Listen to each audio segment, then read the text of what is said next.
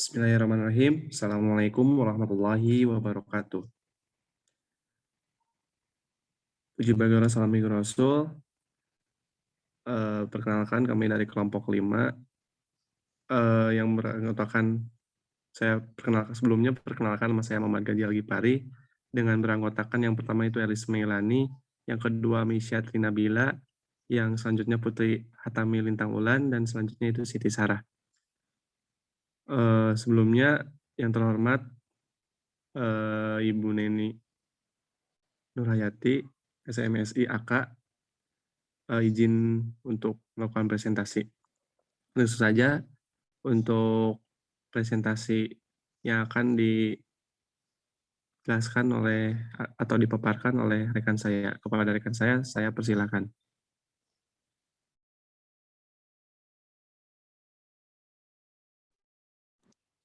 Terima kasih kepada moderator atas kesempatannya.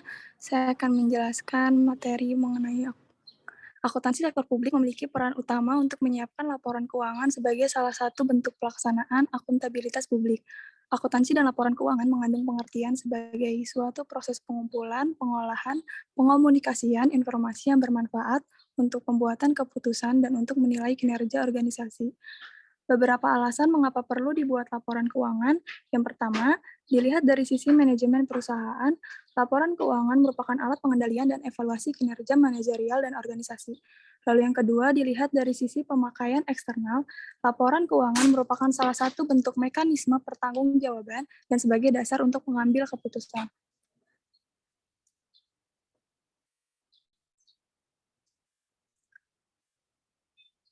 Selanjutnya, mengenai tujuan dan fungsi laporan keuangan sektor publik. Secara umum, yang pertama, kepatuhan dan pengelolaan. Yang kedua, akuntabilitas dan pelaporan retrospektif. Yang ketiga, perencanaan dan informasi otorisasi. Yang keempat, kelangsungan organisasi. Yang kelima, hubungan masyarakat. Dan yang keenam, sumber fakta dan gambaran. Lalu bagi organisasi pemerintahan, yang pertama, untuk memberikan informasi yang digunakan dalam pembuatan keputusan ekonomi, sosial, dan politik, serta sebagai bukti pertanggungjawaban dan pengelolaan. Lalu yang kedua, untuk memberikan informasi yang digunakan untuk mengevaluasi kinerja manajerial dan organisasional. Tujuan akuntansi dan laporan keuangan organisasi pemerintahan. Yang pertama, memberikan informasi keuangan untuk menentukan dan memprediksi aliran kas, saldo neraca, dan kebutuhan sumber daya finansial jangka pendek unit pemerintahan. Yang kedua, memberikan informasi keuangan untuk menentukan dan memprediksi kondisi ekonomi suatu unit pemerintahan dan perubahan-perubahan yang terjadi di dalamnya. Lalu yang ketiga, memberikan informasi keuangan untuk memonitor kinerja kesesuaiannya dengan peraturan perundang-undangan kontrak yang telah disepakati dan ketentuan lain yang diisyaratkan. Lalu yang keempat, memberikan informasi untuk perencanaan dan penganggaran, serta untuk memprediksi pengaruh akuisisi dan alokasi sumber daya terhadap pencapaian tujuan operasional. Dan terakhir, memberikan informasi untuk mengevaluasi kinerja manajerial dan organisasional.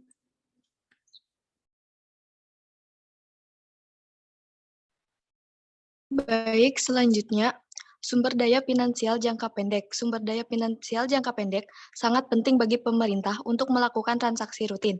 Kas merupakan contoh sumber finansial jangka pendek yang siap digunakan. Jika sumber finansial tidak mencukupi untuk membiayai transaksi jangka pendek, maka perlu dicari cara untuk menutup kebutuhan finansial jangka pendek tersebut. Informasi mengenai ketersediaan dana finansial untuk penggunaan transaksi jangka pendek sangat diperlukan. Informasi akuntansi diperlukan untuk mengukur likuiditas dan solvabilitas unit pemerintah. Informasi akuntansi juga diperlukan untuk memprediksi kemampuan pemerintah untuk melanjutkan memberi pelayanan. Next. Kondisi ekonomi. Kondisi ekonomi suatu entitas mengacu pada seberapa bagus nilai ekonomi suatu entitas pada waktu tertentu. Nilai ekonomi merupakan selisih antara sumber daya total yang dimiliki oleh suatu entitas dengan total utang yang menjadi kewajibannya. Ekonomi merupakan nilai bersih entitas atau total aset dikurangi total hutang. Informasi akuntansi dibutuhkan untuk memprediksi nilai bersih untuk pemerintah dan mengukur kondisi ekonomi pemerintah. Informasi mengenai kondisi ekonomi pemerintah tersebut penting sebagai dasar untuk pengembalian keputusan ekonomi, sosial, politik, baik oleh pemerintah maupun konstituen pemerintah. Next. Ketentuan hukum kontraktual dan ketentuan lainnya. Pemerintah harus selalu mengacu pada peraturan-peraturan hukum yang mengikat seperti UU, LOI, MOU, dan sebagainya.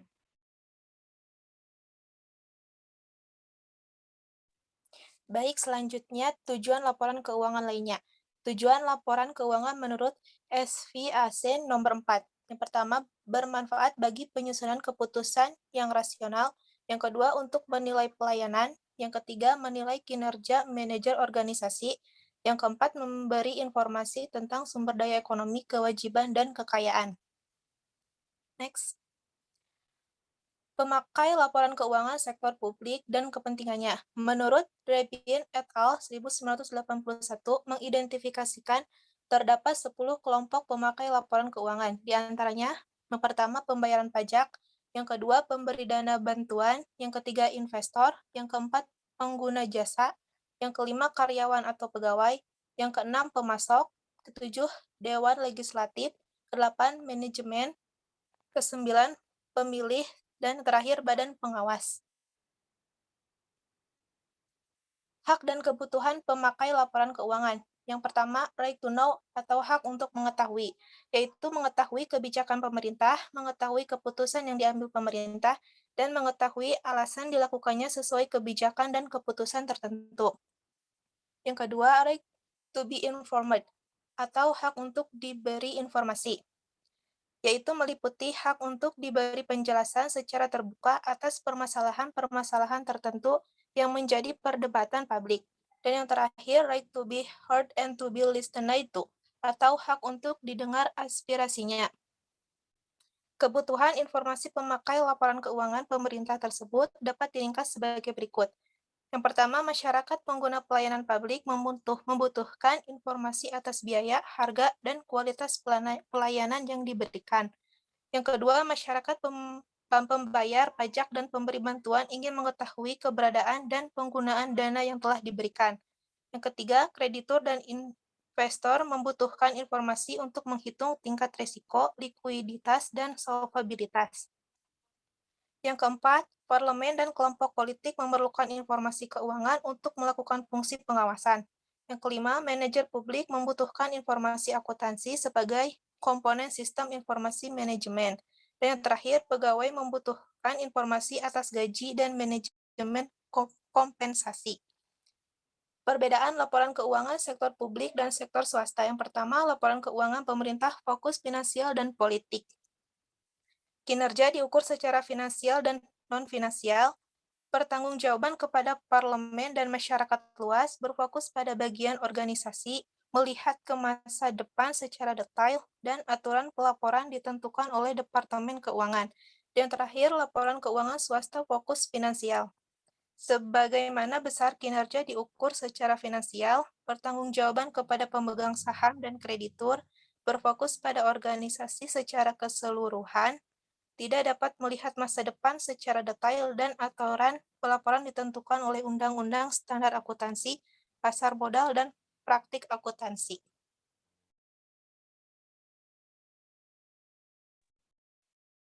Baik, selanjutnya, laporan keuangan yang buruk dapat menimbulkan implikasi negatif, antara lain, yang pertama, menurunkan kepercayaan masyarakat kepada pengelola dana publik pemerintah.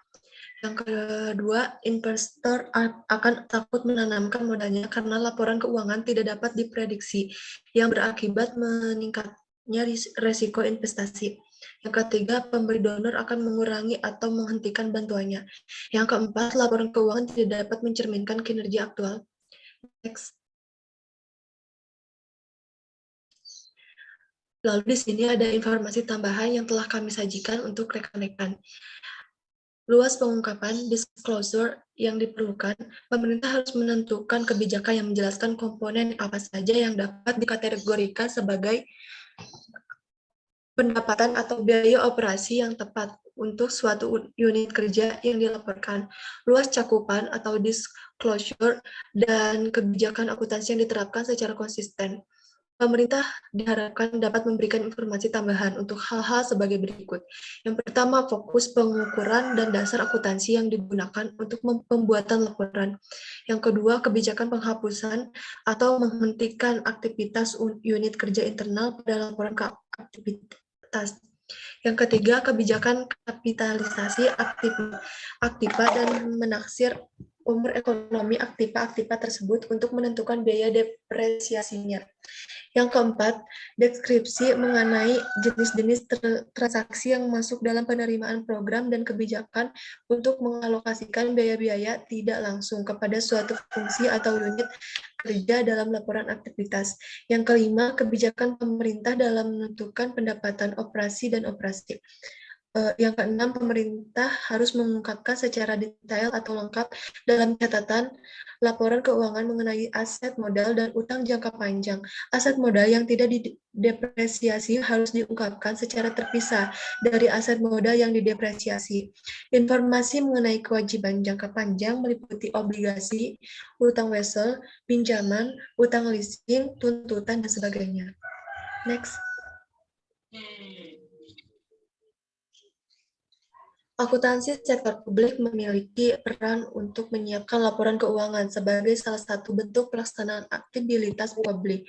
Dilihat dari sisi internal, laporan keuangan sektor publik merupakan alat pengendalian dan evaluasi kinerja manajerial dan organisasi. Sedangkan sisi eksternal, laporan keuangan merupakan alat pertanggungjawaban kepada publik dan sebagai dasar untuk mengambil keputusan.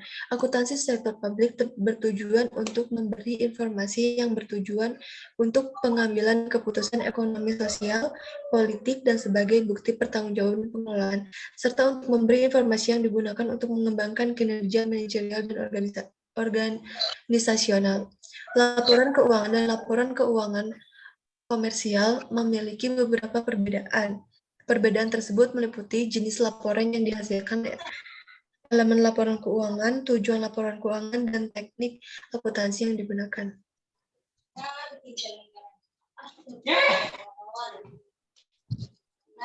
Baik, saya kembalikan ke moderator. Raisa.